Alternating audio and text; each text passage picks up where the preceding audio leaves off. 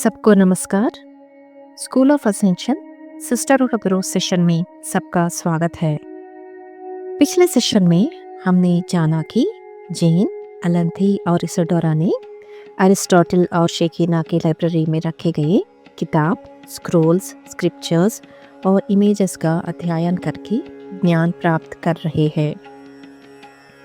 Scriptures में उनको राजा Gilgamesh जो मेसोपोटामिया का था उसके बारे में पता चलता है। मेसोपोटामिया टाइग्रिस और यूफ्रेटिस नदी के बीच में था। आज के ईरान, इराक, टर्की, सीरिया और ये सब मेसोपोटामिया के प्रदेश में है। वहाँ का एक सिटी था निनेवा। ये अपर मेसोपोटामिया प्रदेश में था। आज का है वो नॉर्थर्न इराक। वहाँ खुदाई में कुछ क्ले टैबलेट्स मिले। उनमें गिलगमेश के बारे में लिखा गया था। ये क्यूनिफॉर्म स्क्रिप्ट में है। गिलगमेश की कहानी से ये सीखना है कि हमारे पास ताकत है सोच के किसी को भी तकलीफ नहीं पहुंचाना है। हमें नाम और शोहरत के लिए अभिलाषा या आकांक्षा नहीं रखना चाहिए। सबकी भलाई, खुशहाली के लिए काम करके हम अमर भी हो सकते हैं।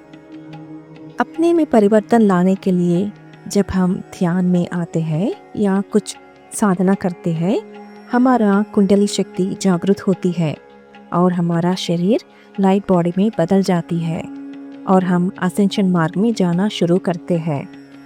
वही है इमोर्टैलिटी। गॉडेस इनाना के बारे में भी इस क्ले टैबलेट्स में लिखा गया है। ये है सुंदरता के लिए, फर्टिलिटी के लिए, लव, वॉर के लिए गॉडेस। इनमें प्यार, लव भी है, लेकिन युद्ध करने का क्षमता भी है। बहुत विविधता है गॉडेस निन्नाना में। और उन स्क्रोल्स में क्वीन ऑफ हेवन अशरा जो हिब्रू लोगों के लिए एक गॉडेस थी, उनके बारे में भी लिखा गया है। इस तरह अरिस्टोटल और शेकिना बहुत विषयों के बारे में जेन, एलेंथी और इसाडोरा को बता रहे थे। बाद में जब खाने के लिए बैठते हैं तब शेकिना बताती है कि खाना बनाते समय मानसिक स्थिति अच्छी होनी चाहिए, नहीं तो जो खाना बनाता है उसका वाइब्रेशन क्वालिटी उस भोजन में प्रवेश करेगा और जो खाएगा उसको वो अफेक्ट करेगा। हम घर में या बाहर खाना खाते समय उसको एनर्जाइज कर सकते हैं, एनर्जाइज करके खा सकते हैं। हमें ये देखना है कि जो हम खा रहे हैं उसमें पॉजिटिव वाइब्रेशन है या नहीं। शेकिना 2 मेथड्स बताती है किस तरह हम एनर्जाइज करके खाना खा सकते हैं। पहला है, अगर हमें लगता है कि जो खाना बनाया गया है उसमें हार्मोनी नहीं है, उसके ऊपर दोनों हाथ रख के लाइट और एनर्जी को भिजा के हाथों से उस खाने को हायर वाइब्रेशन में बदल सकते हैं।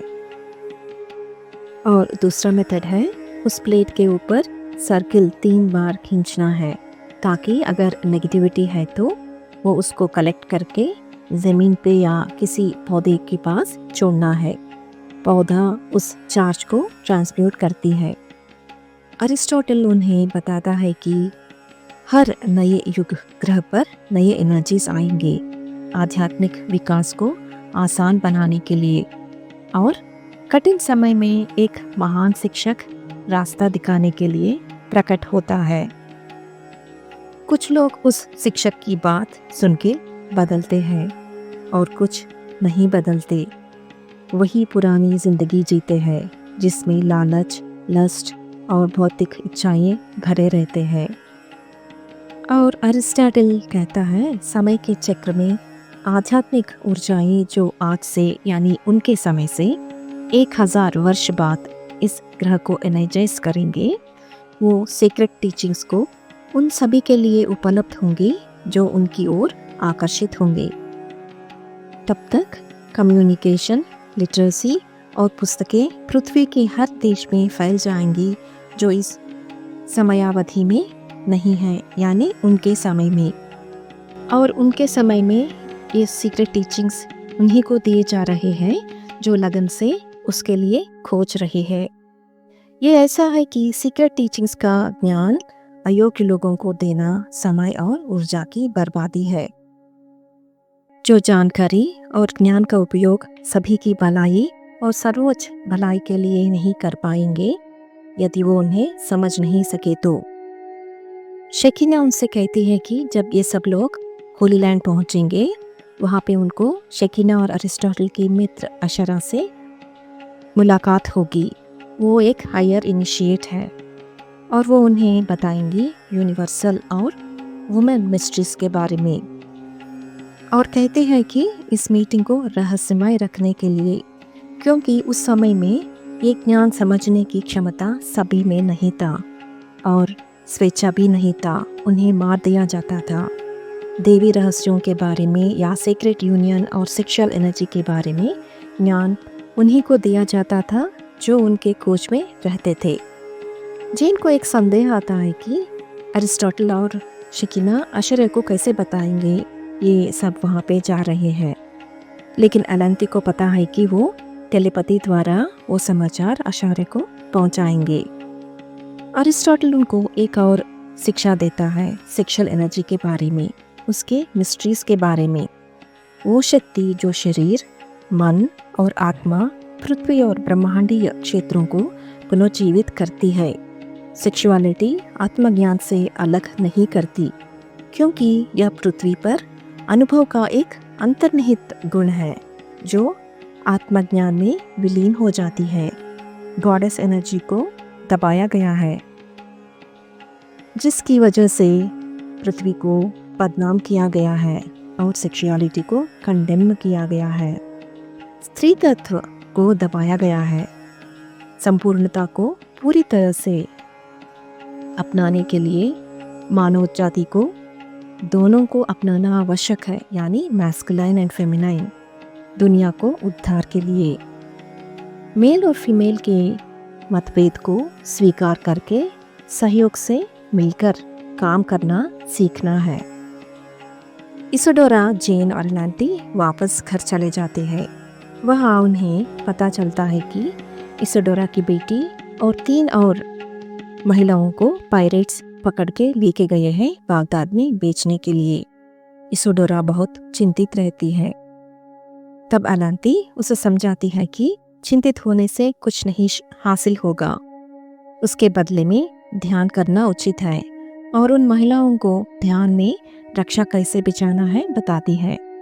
सबको बिठा के इसिडोरा की बेटी मार्गरेट को चारों ओर प्रोटेक्टिव फील्ड बनाने के लिए विजुअलाइज करने के लिए कहती है, और उन सबको एनर्जीज बिछाने के लिए भी कहती है और विजुअलाइज करने के लिए कहती है। सफलतापूर्वक वो घर वापस पहुंच गए। 3 दिन ये इस तरह ध्यान करते हैं। तीसरा दिन एक मैसेंजर एलिनोर के पास आता है और कहता है कि कैप्टन फेलिनी ने कहा है कि उन सबको तैयार रहने के लिए एक्रे जाने के लिए। ये भी कहता है कि रावन नौका में एक ऐसा ग्रुप है जो अपने आप को पायरेट से बचा के आए हैं। ये और कोई नहीं, इसिडोरा की बेटी और दूसरी महिलाएं हैं। सबको आश्चर्य होता है कि ये कैसे हुआ है, ये सब कैसे बच गए पायरेट से। जब रावन नौका रोड्स की तरफ आ रहा था, उसको पायरेट शिप का सामना करना पड़ता है। उस पायरेट शिप में से आ रहे पुकार मदद के लिए रावन नौका के कैबिन बॉयज को सुनाई देता है। उनको वहाँ से छुड़ा के रावन नौका में लेके आते हैं रोड्स को। ये सुन के सभी बहुत खुश होते हैं। ये सब ध्यान करने की वजह से हुआ है सोच के इसिडोरा का पति बहुत खुश होता है। वो पहले ध्यान नहीं करता था, लेकिन इस घटना के बाद वो बदल जाता है। ध्यान से जो ताकत आती है उस पर विश्वास आता है उसको। जिंदगी में वो हमेशा एक खालीपन महसूस करता था। इस एक्सपीरियंस से वो डिसाइड करता है कि ध्यान करके उस खालीपन को दूर कर सकते हैं। अगला दिन होली लैंड के लिए एलिनोर का ग्रुप यात्रा शुरू करती है। उनके परिवार के सदस्यों से मिलने के लिए उत्सुकता रहती है सब में। हम अगले सेशन में सुनेंगे ये सब एक्रे पहुंचने के बाद क्या होता है उनके ज़िंदगी में। धन्यवाद। प्रकाश की विजय।